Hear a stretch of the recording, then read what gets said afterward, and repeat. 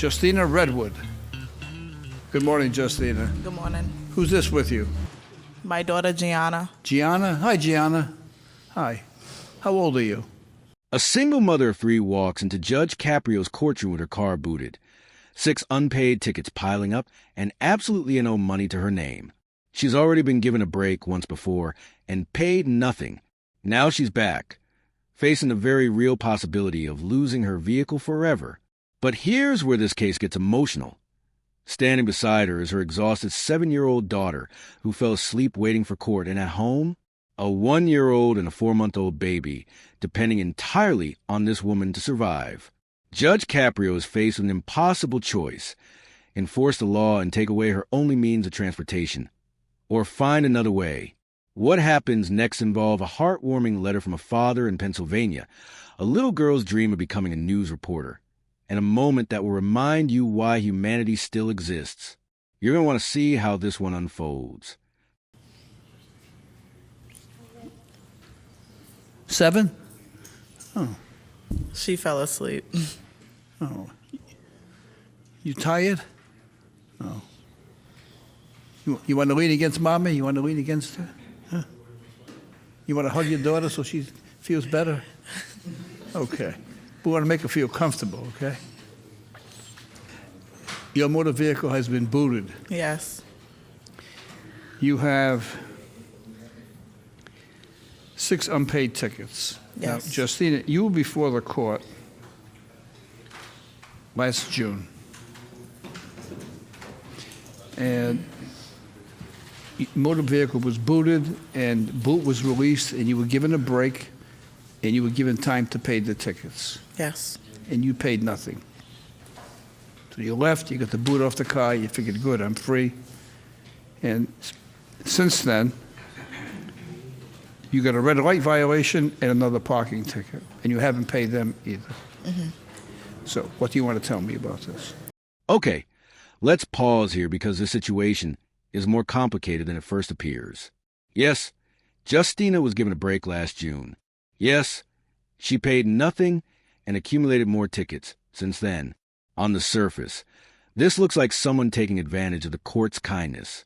But before we rush to judgment, let's think about what we're actually witnessing here. This is a single mother with 3 children, including a 4-month-old baby, surviving entirely on government assistance. When your only income goes to rent, electricity, formula, diapers, and keeping your kids fed, parking tickets aren't just an inconvenience. They're an impossible burden. The system creates a brutal cycle. You can't pay the fine, so your car gets booted. You can't get to work or appointments without the car. You fall further behind. More penalties stack up, and suddenly, a $50 parking ticket becomes a $500 crisis that threatens to take away your only means of providing for your children. This is a reality facing millions of Americans, and Judge Caprio is about to confront it head-on. Well, I've been going through a little situation the past year, so I haven't really worked like that. So all the money I had, I just really used it to take care of my kids. How many kids do you have? I have 3 now. So you don't have any money? You don't have any money to get the boot released from the car? Mm-hmm. Have any other bills that you're trying to pay? Like what? Electricity, gas, cable, phone, rent, everything. How old are the other kids? She's 7, and I have a 1-year-old and a 4-month-old. 1-year-old and a 4-month-old. So I'll include Pampers with that. Gotta buy that every week. And what is your only source of income? DHS. I can't force you to do the impossible. Mm-hmm. You're a single parent? Yes. Did you catch what Judge Caprio just said? I can't force you to do the impossible. That right there is the difference between justice and cruelty. Justina has a 7-year-old, a 1-year-old, and a 4-month-old baby. Her only income is DHS, Department of Human Services Assistance. She's trying to pay rent, electricity, gas, phone, and buy diapers every single week for 2 babies. If you've ever priced diapers, you know that a loan can cost $80 to $100 per week for 2 children. She's not making excuses. She's describing survival. And the judge gets it. He immediately adds, include Pampers with that, because he understands the reality of what this woman is facing. Some people might look at 6 unpaid tickets and see irresponsibility. Judge Caprio looks at those same tickets and sees a mother who chose feeding her children over paying for parking violations. What would you have done in her situation? Let us know in the comments.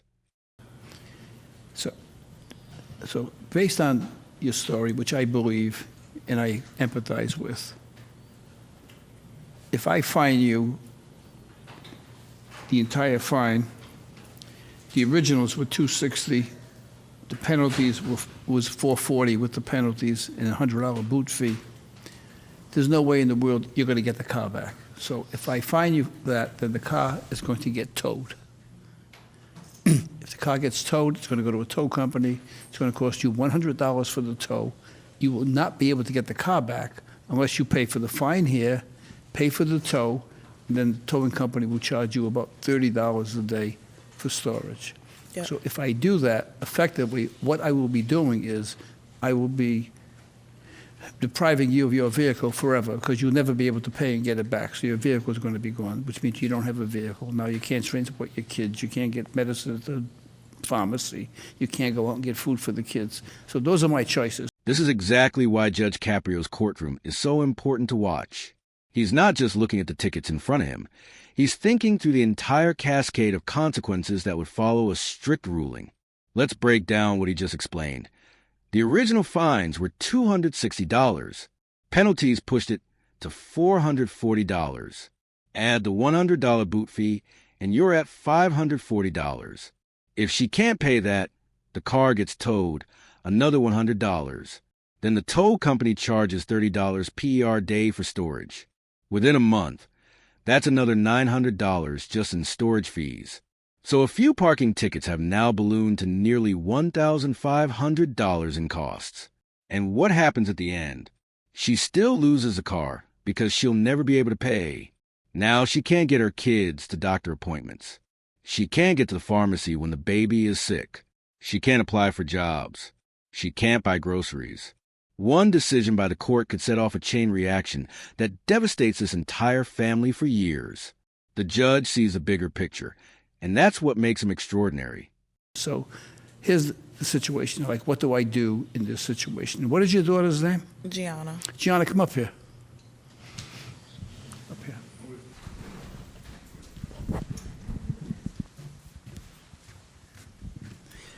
You want to tell us again, how old are you? 7 And you go to school? at second. Yeah, when you get big, what do you want to be, Gianna? A news reporter. You want to be a reporter? Yeah? Like you want to work for a big newspaper like the New York Yeah. Times? Wow. Yeah. You're going to write some wonderful stories? Maybe someday you can write a story about how you grew up. About the hardship that you had growing up, about what a loving mother you have, you know, and how difficult it was to get by, and maybe that there are some nice people in the world who will help people who are in those circumstances. You think you might want to do that? Uh-huh. Okay. Well, you have to go to college first, right, honey? Yeah. Okay. And you're going to do that. Regardless how hard it is and how much it takes, you're going to go to college, okay? Okay. Promise me? Yeah. Okay. Now, you think we should help your mommy? Uh-huh. What do you think we should do? Help her. As much as we can? Yeah. Okay. All right, stay right here. Don't leave. This moment right here is why millions of people watch Caught in Providence. A 7-year-old girl who was so exhausted from her family struggles that she fell asleep in court is now standing before a judge, sharing her dream of becoming a news reporter for the New York Times. And what does Judge Caprio do? He doesn't just smile and move on. He makes her promise to go to college.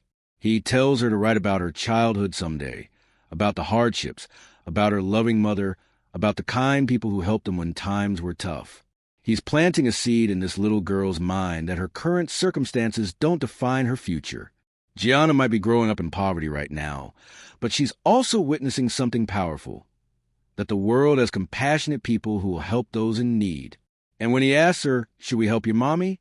And she says, as much as we can, That's not just adorable, that a child learning that kindness and generosity are values worth holding on to. Occasionally, I receive letters from people from all over the world who express concern for their fellow human being. I have one such letter. It's from an individual by the name of Todd Katz. He's from Bluebell, Pennsylvania. I'm going to read a portion of his letter.